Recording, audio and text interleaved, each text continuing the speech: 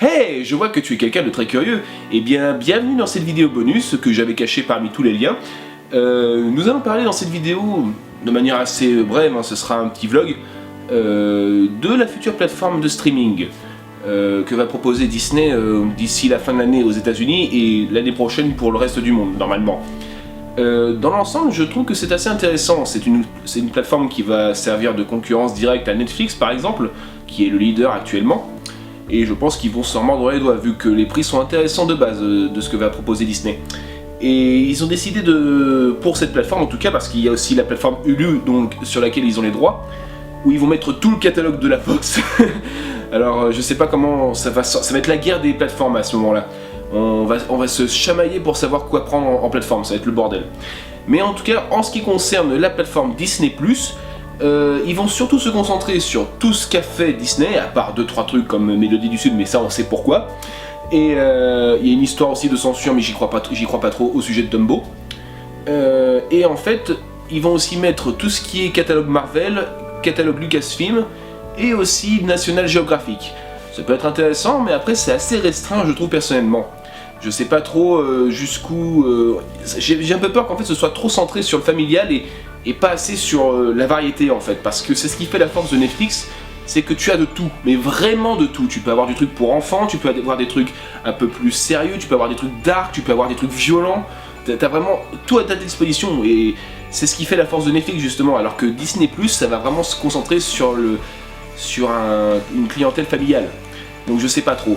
Après, j'ai essayé de voir de mon côté ce que pouvait proposer la plateforme en termes de nouveautés, parce qu'il ne faut pas non plus se concentrer que sur ce qu'on a déjà. Et j'ai vu que Chronique Disney, un site de passionnés que j'aime beaucoup, que je vous conseille d'ailleurs d'aller voir, c'est un site sur lequel je base en partie mes recherches, c'est la base de mes recherches. Après je vais voir un peu partout pour avoir plus de détails sur ce qu'ils me proposent. Et ils ont fait une liste de ce qu'allait proposer cette plateforme l'année prochaine en termes de nouveautés, et par section, à savoir Marvel, Disney, Star Wars, etc.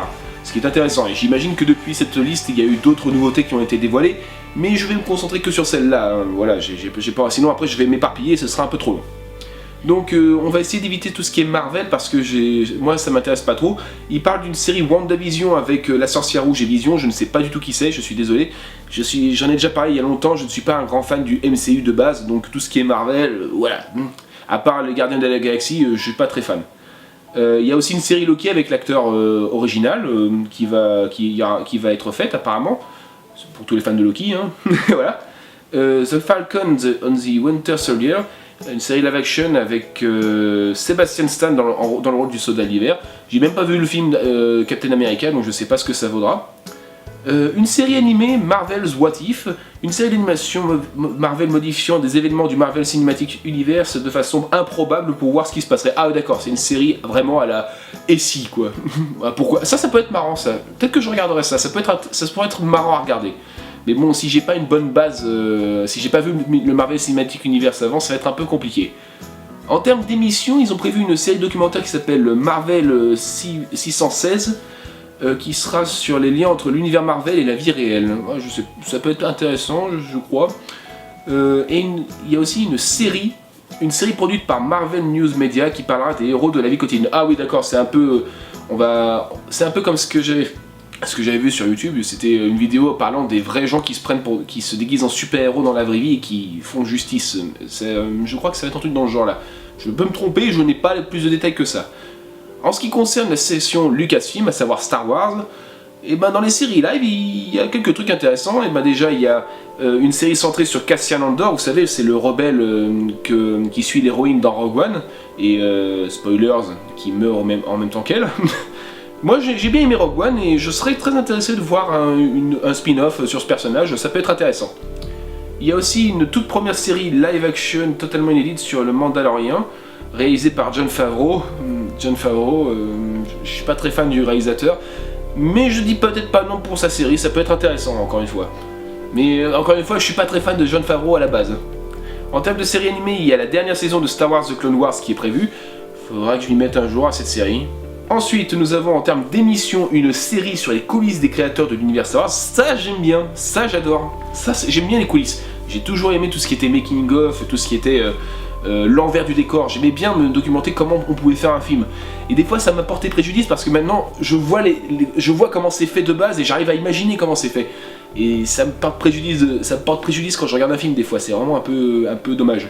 Du côté de Pixar, nous avons, catégorie court-métrage, la fameuse saga Spark Shocks, pardon, dont 3 premiers courts-métrages sont sortis, et mon préféré pour l'instant c'est, comment il s'appelle, Kid Bull. Kid Bull, il est mignon ce petit court-métrage, si vous ne l'avez pas vu, je vous conseille d'aller le voir.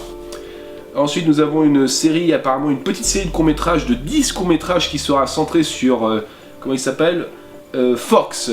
Ah oui, Fox, c'est le petit personnage nouveau du futur film de Toy Story 4, vous savez, cette petite fourchette un peu customisée qui dit I'm not a toy. Ouais, j'ai pas encore vu le film donc je sais pas ce qu'il vaut le personnage, mais moi j'aime bien Pixar en règle générale, ça peut être une petite série sympathique. Il y aura un court-métrage nommé Lamp Life basé sur le personnage de la bergère, encore un autre court-métrage centré sur Toy Story apparemment, pourquoi pas. Si ça se centre, peut-être que ça va se centrer sur son parcours à part entre le 3 et le 4, ça peut être sympa. Mais comme j'ai pas encore vu le film à ce moment-là, ça se trouve, ce sera une histoire complètement à part qui n'aura rien à voir avec l'histoire du Toy Story 4. En termes de série animée, nous avons Monsters at Work qui suivra, qui sera un dérivé du film Monstres et compagnie, qui va être centré sur un nouveau personnage qui veut suivre les traces de Bob et Sully dans le monde des monstres où en fait ils utilisent maintenant le rire comme énergie. Je suis très curieux de savoir ce que ça va donner. Encore une fois, je ne suis pas contre les séries qui sont adaptées de franchises.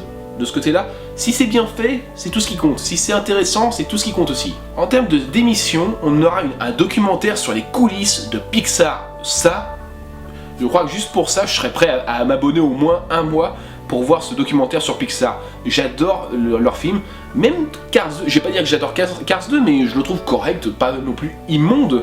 Et je trouve qu'un documentaire sur comment se fait un film, ou comment ils produisent leurs films, je serais très impatient de voir ça. Du côté de Disney, en termes de films live, nous avons le remake live de La Belle et le Clochard. Alors personnellement, vous savez que je vais boycotter les remakes live, mais comme ce sera sur la plateforme streaming et que ce sera compris dans un abonnement, je sais pas vraiment, est-ce que je me ferai l'exception en fait en le regardant? Si ça se trouve, il sera bien. Je sais pas, je vais voir. Je sais qu'ils ont juste, là à l'heure actuelle, je crois qu'ils ont modifié une des chansons, je crois qu'ils ont changé en partie la chanson des chats siamois parce qu'il y aurait des petits éléments un peu racistes, même si moi personnellement j'ai jamais trouvé ça raciste dans l'immédiat, mais bon je ne suis pas concerné donc je ne peux pas vraiment dire ça. De notre côté, nous avons un film de Noël qui s'appelle Noël, qui jouera la fille du Père Noël, avec une actrice qui jouera la fille du Père Noël, je ne connais pas cette actrice, c'est Anna Kendrick. Ah, elle a joué dans Into the Woods apparemment.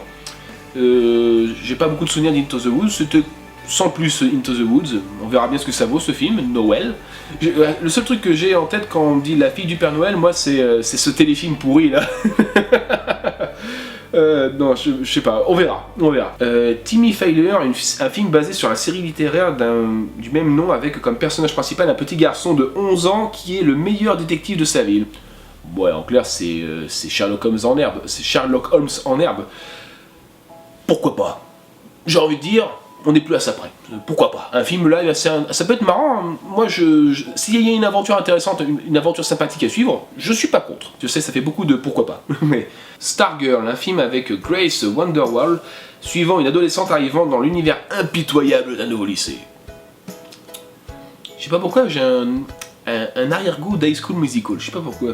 Ce sera certainement pas une comédie musicale, mais l'univers impitoyable du lycée. Honnêtement, l'univers plus impitoyable que j'ai connu, moi, c'était le collège. Le lycée, ça a été plutôt une libération pour moi.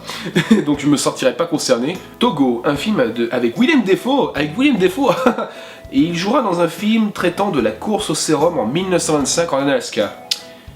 C'est pas la période où on a eu un truc style... c'est pas l'époque dans laquelle se déroule Balto. J'ai un petit doute, faudra que je vérifie.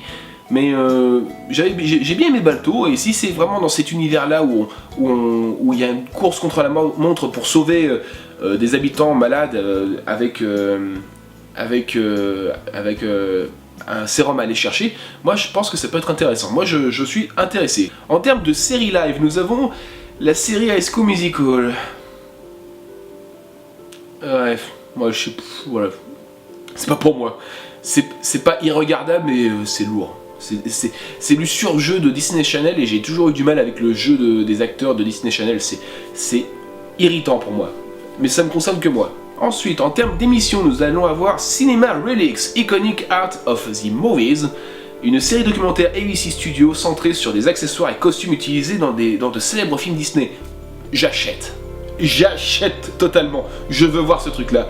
Des petites anecdotes par rapport à la conception de costumes, d'accessoires, comment ils ont été utilisés, comment ils ont été pensés. Mais ça fait partie de l'envers du décor, ça. Et j'adore ces trucs-là. Donc oui, ça c'est un gros oui pour moi. Du côté de Walt Disney Animation Studios, en termes d'émissions, nous allons avoir une émission qui s'appelle Into the Unknown, Making Frozen 2, un documentaire sur la création du film d'animation La Reine des Neiges 2. Bon, ça fait partie des making-of qui peuvent être intéressants, mais bon, je sais pas s'il va être hyper intéressant par rapport à des making-of que j'aimerais voir un peu plus présents. J'espère qu'ils mettront des making-of par rapport à tous leurs classiques disponibles. J'aimerais bien par exemple le making-of du Roi Lion, du Bossu Notre-Dame.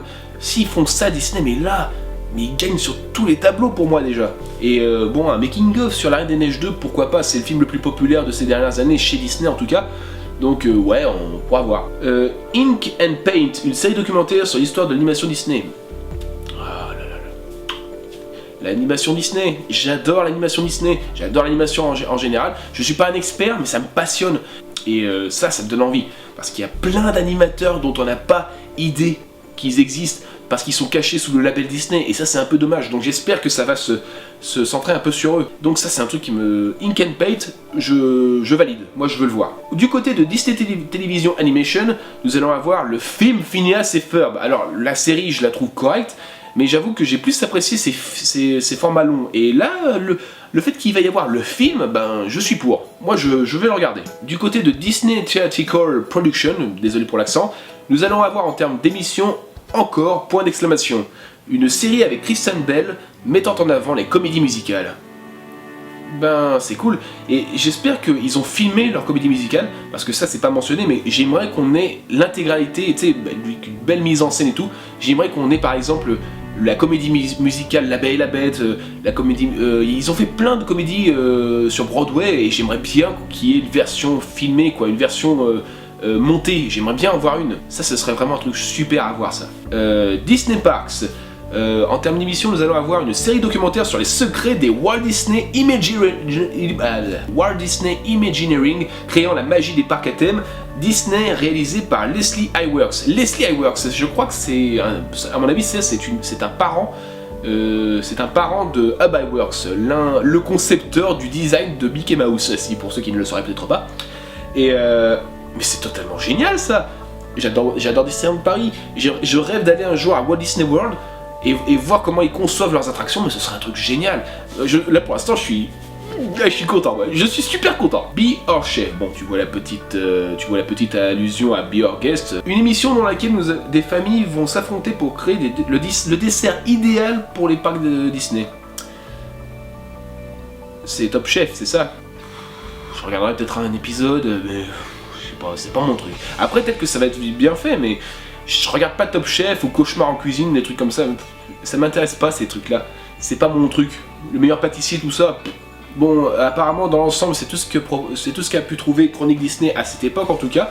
Dans l'ensemble, c'est un gros bon bec que nous propose Disney quand je dis ça.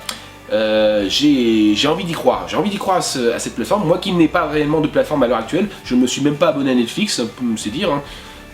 Parce que je suis un grand défenseur, parce que si vous avez dû voir ma collection de DVD et de Blu-ray, je suis un grand défenseur du support physique et j'ai un peu peur que ça prenne trop d'ampleur et que on devienne complètement dépendant des plateformes de streaming pour regarder des films, et ce serait un peu dommage, je trouve. Même si tout est répertorié au même endroit, c'est un peu dommage.